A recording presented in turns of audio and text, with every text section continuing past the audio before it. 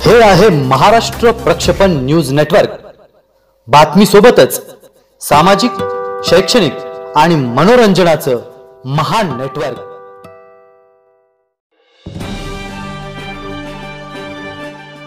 शिक्षक सेनेचे प्रांताध्यक्ष, अल्पसंख्याक आयोगाचे अध्यक्ष ज.मो. अभ्यंकर साहेबांच्या मार्गदर्शनाखाली व प्रेरणेने नगर जिल्हा शिक्षक सेना शिक्षक बांधवांचे जिव्हाळ्याचे प्रश्न घेऊन पुन्हा एकदा आक्रमक झाली आहे।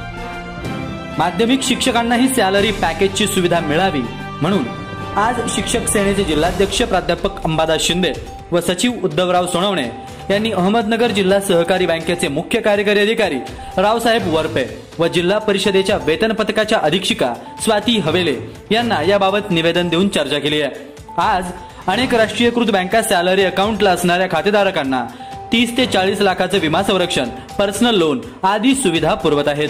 मात्र गेल्या कित्येक वर्षांपासून माध्यमिक शिक्षकांचे वेतन खाते जिल्हा सहकारी बँकेत असूनही तमाम शिक्षक वर्ग state government salary payment SGSP या सुविधेपासून वंचित आहेत।